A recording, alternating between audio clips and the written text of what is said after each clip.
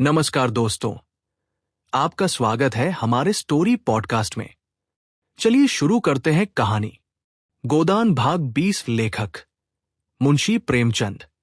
मेहता ने उत्तर दिया, संसार में सबसे बड़े अधिकार सेवा और त्याग से मिलते हैं और वे आपको मिले हुए हैं।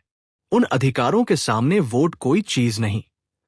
मुझे खेद है, हमारी बहनें पश्चिम का आदर्श ले रही हैं, जहां नारी ने अपना पद खो दिया है और स्वामिनी से गिरकर विलास की वस्तु बन गई है। पश्चिम की स्त्री स्वच्छंद होना चाहती है, इसीलिए कि वो अधिक से अधिक विलास कर सके। हमारी माताओं का आदर्श कभी विलास नहीं रहा। उन्होंने केवल सेवा के अधिकार से सदैव गृहस्थी का संचालन किया है। पश्चिम में जो चीजें अच्छी हैं, वे उनसे लीजिए। संस्कृति में सदैव आदान प्रदान होता आया है, लेकिन अंधी नकल तो मानसिक दुर्बलता का ही लक्षण है। पश्चिम की स्त्री आज गृह स्वामिनी नहीं रहना चाहती। भोग की विदग्ध लालसा ने उसे उच्छृंखल बना दिया है। वो अपनी लज्जा और गरिमा को, जो उसकी सबसे बड़ी विभूति थी, चंचलता और आमोद प्रमोद पर होम कर रही है। जब मैं वहां की सुशिक्षित बालिकाओं को अपने रूप का या भरी हुई गोल बाहों या अपनी नग्नता का प्रदर्शन करते देखता हूं, तो मुझे उन पर दया आती है।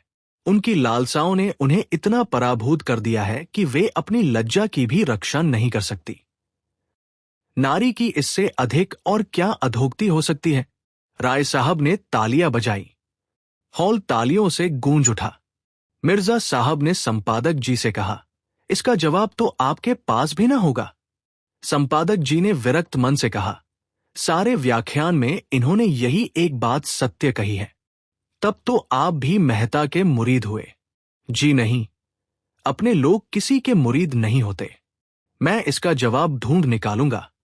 बिजली में देखिएगा, मेहता जी कह रहे थे, और ये पुरुषों का षड्यंत्र है। देवियों को ऊंचे शिखर से खींचकर अपने बराबर बनाने के लिए उन पुरुषों का, जो कायर है, जिनमें वैवाहिक जीवन का दायित्व संभालने की क्षमता नहीं है, जो स्वच्छंद काम क्रीड़ा की तरंगों में साड़ों की भांति दूसरों की हरी भरी खेती में मुंह डालकर अपनी कुत्सित लालसाओं को तृप्त करना चाहते हैं। पश्चिम में इनका षड्यंत्र सफल हो गया और देवियां तितलियां बन गईं। मुझे ये कहते हुए शर्म आती है कि इस त्याग और तपस्या की भूमि भारत में भी कुछ वही हवा चलने लगी है। विशेषकर हमारी शिक्षित बहनों पर वह जादू बड़ी तेजी से चढ़ रहा है। वे गृहिणी का आदर्श त्याग कर तितलियों का रंग पकड़ रही हैं। सरोज उत्तेजित होकर बोली, हम पुरुषों से सलाह नहीं मांगती। अगर वे अपने बारे में स्वतंत्र हैं, तो स्त्रियां भी अपने विषय में स्वतंत्र हैं। युवतियां अब विवाह को पेशा नहीं बनाना चाहती। वे केवल प्रेम के आधार पर विवाह करेंगी। जोर से तालियां बजी, विशेषकर अगली पंक्तियों में जहां महिलाएं थी। मेहता ने जवाब दिया, जिसे तुम प्रेम कहती हो, वह धोखा है, उद्दीप्त लालसा का विकृत रूप, उसी तरह जैसे सन्यास केवल भीख मांगने का संस्कृत रूप है। वह प्रेम अगर वैवाहिक जीवन में कम है, तो मुक्त विलास में बिल्कुल नहीं है। सच्चा आनंद, सच्ची शांति केवल सेवाव्रत में है। वही अधिकार का स्रोत है, वही शक्ति का उद्गम है। सेवा ही वह सीमेंट है जो दंपति को जीवन पर्यंत स्नेह और साहचर्य में जोड़े रख सकता है, जिस पर बड़े बड़े आघातों का भी कोई असर नहीं होता। जहां सेवा का अभाव है, वही विवाह विच्छेद है, परित्याग है, अविश्वास है। और आपके ऊपर पुरुष जीवन की नौका का कर्णधार होने के कारण जिम्मेदारी ज्यादा है। आप चाहें तो नौका को आंधी और तूफानों में पार लगा सकती है, और आपने असावधानी की तो नौका डूब जाएगी और उसके साथ आप भी डूब जाएंगी। भाषण समाप्त हो गया। विषय विवादग्रस्त था और कई महिलाओं ने जवाब देने की अनुमति मांगी, मगर देर बहुत हो गई थी। इसलिए मालती ने मेहता को धन्यवाद देकर सभा भंग कर दी। हां, ये सूचना दे दी गई कि अगले रविवार को इसी विषय पर कई देवियां अपने विचार प्रकट करेंगी। राय साहब ने मेहता को बधाई दी। आपने मन की बातें कही मिस्टर मेहता। मैं आपके एक एक शब्द से सहमत हूं। मालती हंसी। आप क्यों ना बधाई देंगे? चोर चोर मौसेरे भाई जो होते हैं। मगर ये सारा उपदेश गरीब नारियों ही के सिर क्यों थोपा जाता है? उन्हीं के सिर क्यों आदर्श और मर्यादा और त्याग सब कुछ पालन करने का भार पटका जाता है? मेहता बोले, इसलिए कि वे बात समझती हैं। खन्ना ने मालती की ओर अपनी बड़ी बड़ी आंखों से देखकर मानो उसके मन की बात समझने की चेष्टा करते हुए कहा, डॉक्टर साहब के ये विचार मुझे तो कोई 100 साल पिछड़े हुए मालूम होते हैं। मालती ने कटु होकर पूछा, कौन से विचार? वही सेवा और कर्तव्य आदि। तो आपको ये विचार 100 साल पिछड़े हुए मालूम होते हैं, तो कृपा करके अपने ताजे विचार बतलाइए। दंपति कैसे सुखी रह सकते हैं? इसका कोई ताजा नुस्खा आपके पास है? खन्ना खिसिया गए। बात कही मालती को खुश करने के लिए वो और तनक उठी। बोली, ये नुस्खा तो मेहता साहब को मालूम होगा।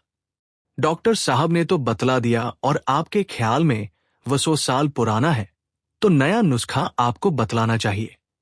आपको ज्ञात नहीं कि दुनिया में ऐसी बहुत सी बातें हैं जो कभी पुरानी हो ही नहीं सकती। मिसेस खन्ना बरामदे में चली गई थी। मेहता ने उनके पास जाकर प्रणाम करते हुए पूछा, मेरे भाषण के विषय में आपकी क्या राय है? मिसेस खन्ना ने आंखें झुकाकर कहा, अच्छा था, बहुत अच्छा, मगर अभी आप अविवाहित हैं। सभी नारियां देवियां हैं, श्रेष्ठ हैं, कर्णधार हैं। विवाह कर लीजिए तो पूछूंगी, अब नारियां क्या है? और विवाह आपको करना पड़ेगा, क्योंकि आप विवाह से मुंह चुराने वाले मर्दों को कायर कह चुके हैं। मेहता हंसे, उसी के लिए तो जमीन तैयार कर रहा हूं। मिस मालती से जोड़ा भी अच्छा है। शर्त यही है कि वो कुछ दिन आपके चरणों में बैठकर आपसे नारी धर्म सीखें। वही स्वार्थी पुरुषों की बात। आपने पुरुष कर्तव्य सीख लिया है। यही सोच रहा हूं, किससे सीखूं? मिस्टर खन्ना आपको बहुत अच्छी तरह सिखा सकते हैं। मेहता ने कहा मारा, नहीं, मैं पुरुष कर्तव्य भी आप ही से सीखूंगा। अच्छी बात है, मुझी से सीखिए। पहली बात यही है कि भूल जाइए कि नारी श्रेष्ठ है और सारी जिम्मेदारी उसी पर है। श्रेष्ठ पुरुष है और उसी पर गृहस्थी का सारा भार है। नारी में सेवा और संयम और कर्तव्य सब कुछ वही पैदा कर सकता है। अगर उसमें इन बातों का अभाव है तो नारी में भी अभाव रहेगा। नारियों में आज जो ये विद्रोह है, इसका कारण पुरुष का इन गुणों से शून्य हो जाना है। मिर्जा साहब ने आकर मेहता को गोद में उठा लिया और बोले, मुबारक। मेहता ने प्रश्न की आंखों से देखा, आपको मेरी तकरीर पसंद आई?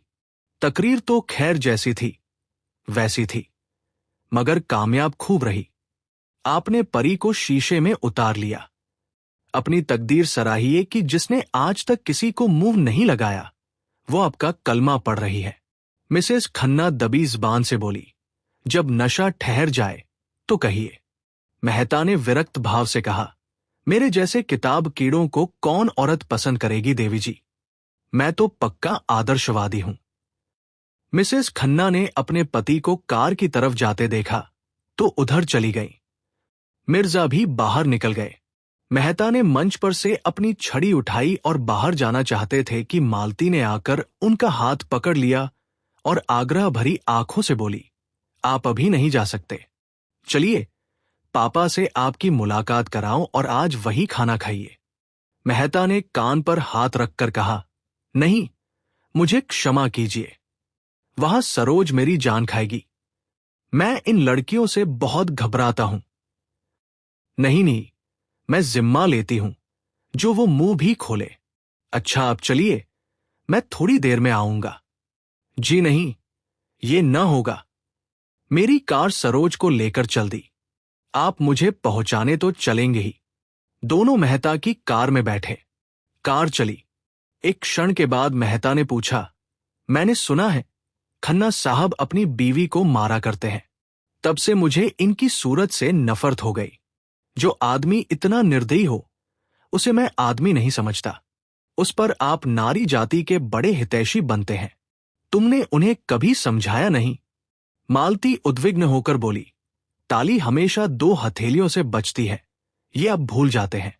मैं तो ऐसे किसी कारण की कल्पना ही नहीं कर सकता कि कोई पुरुष अपनी स्त्री को मारे, चाहे स्त्री कितनी ही बदज़बान हो। हाँ, कितनी ही। तो आप एक नए किस्म के आदमी हैं। अगर मर्द बदमिजाज है तो तुम्हारी राय में उस मर्द पर हंटरों की बौछार करनी चाहिए। क्यों? स्त्री जितनी क्षमाशील हो सकती है, पुरुष नहीं हो सकता। आपने खुद आज ये बात स्वीकार की है, तो औरत की क्षमाशीलता का यही पुरस्कार है। मैं समझता हूं तुम खन्ना को मुंह लगाकर उसे और भी शह देती हो। तुम्हारा वह जितना आदर करता है, तुमसे उसे जितनी भक्ति है, उसके बल पर तुम बड़ी आसानी से उसे सीधा कर सकती हो, मगर तुम उसकी सफाई देकर स्वयं उस अपराध में शरीक हो जाती हो। मालती उत्तेजित होकर बोली, तुमने इस समय ये प्रसंग व्यर्थ ही छेड़ दिया। मैं किसी की बुराई नहीं करना चाहती, मगर अभी आपने गोविंदी देवी को पहचाना नहीं। आपने उनकी भोली भाली शांत मुद्रा देखकर समझ लिया, वो देवी है। मैं उन्हें इतना ऊंचा स्थान नहीं देना चाहती। उन्होंने मुझे बदनाम करने का जितना प्रयत्न किया है, मुझ पर जैसे जैसे आघात किए हैं, वो बयान करूं तो आप दंग रह जाएंगे, और तब आपको मानना पड़ेगा कि ऐसी औरत के साथ यही व्यवहार होना चाहिए। आखिर उन्हें आपसे इतना द्वेष है, इसका कोई कारण तो होगा। कारण उनसे पूछिए। मुझे किसी के दिल का हाल क्या मालूम? उनसे बिना पूछे भी अनुमान किया जा सकता है, और वह ये है, अगर कोई पुरुष मेरे और मेरी स्त्री के बीच में आने का साहस करे तो मैं उसे गोली मार दूंगा, और उसे न मार सकूंगा तो अपनी छाती में मार लूंगा। इसी तरह अगर मैं किसी स्त्री को अपने और अपनी स्त्री के बीच में लाना चाहूं तो मेरी पत्नी को भी अधिकार है कि वह जो चाहे करे। इस विषय में मैं कोई समझौता नहीं कर सकता। ये अवैज्ञानिक मनोवृत्ति है जो हमने अपने बनेले पूर्वजों से पाई है, और आजकल कुछ लोग इसे असभ्य और असामाजिक व्यवहार कहेंगे। लेकिन मैं अभी तक उस मनोवृत्ति पर विजय नहीं पा सका और न पाना चाहता हूं। इस विषय में मैं कानून की परवाह नहीं करता। मेरे घर में मेरा कानून है। मालती ने तीव्र स्वर में पूछा, लेकिन आपने ये अनुमान कैसे कर लिया कि मैं आपके शब्दों में खन्ना और गोविंदी के बीच आना चाहती हूं? आप ऐसा अनुमान करके मेरा अपमान कर रहे हैं। मैं खन्ना को अपनी जूतियों की नोक के बराबर भी नहीं समझती। मेहता ने अविश्वास भरे स्वर में कहा, यह अब दिल से नहीं कह रही हैं मिस मालती। क्या आप सारी दुनिया को बेवकूफ समझती हैं? जो बात सभी समझ रहे हैं, अगर वही बात मिसेस खन्ना भी समझे तो मैं उन्हें दोष नहीं दे सकता। मालती ने तनक कर कहा, दुनिया को दूसरों को बदनाम करने में मजा आता है। ये उसका स्वभाव है। मैं उसका स्वभाव कैसे बदल दूं? लेकिन ये व्यर्थ का कलंक है। हां, मैं इतनी बेमुरौवत नहीं हूं कि खन्ना को अपने पास आते देखकर दुत्कार देती। मेरा काम ही ऐसा है कि मुझे सभी का स्वागत और सत्कार करना पड़ता है। अगर कोई इसका कुछ और अर्थ निकालता है तो वह मालती का गला भर आया और उसने मुंह फेर कर रूमाल से आंसू पोंछे। फिर एक मिनट बाद बोली, औरतों के साथ तुम भी मुझे इसका दुख है। मुझे तुमसे ऐसी आशा न थी। फिर कदाचित उसे अपनी दुर्बलता पर खेद हुआ। वह प्रचंड होकर बोली, आपको मुझ पर आक्षेप करने का कोई अधिकार नहीं है। अगर आप भी उन्हीं मर्दों में हैं जो किसी स्त्री पुरुष को साथ देखकर उंगली उठाए बिना नहीं रह सकते, तो शौक से उठाइए। मुझे रत्ती भर परवाह नहीं। अगर कोई स्त्री आपके पास बार बार किसी न किसी बहाने से आए, आपको अपना देवता समझे, हर एक बात में आपसे सलाह ले, आपके चरणों के नीचे आंखें बिछाए, आपका इशारा पाते ही आग में कूदने को तैयार हो, तो मैं दावे से कह सकती हूं आप उसकी उपेक्षा ना करेंगे। अगर आप उसे ठुकरा सकते हैं तो आप मनुष्य नहीं हैं। उसके विरुद्ध आप कितने ही तर्क और प्रमाण लाकर रखते, लेकिन मैं मानूंगी नहीं। मैं तो कहती हूं, उपेक्षा तो दूर रही, ठुकराने की बात ही क्या, आप उस नारी के चरण धो धो कर पिएंगे, और बहुत दिन गुजरने के पहले वह आपकी हृदयेश्वरी होगी। मैं आपसे हाथ जोड़कर कहती हूं, मेरे सामने खन्ना का कभी नाम न लीजिएगा। मेहता ने इस ज्वाला में मानो हाथ सेकते हुए कहा, शर्त यही है कि मैं खन्ना को आपके साथ न देखूं। मैं मानवता की हत्या नहीं कर सकती। वे आएंगे तो मैं उन्हें दुराऊंगी नहीं। उनसे कहिए अपनी स्त्री के साथ सज्जनता से पेश आएं।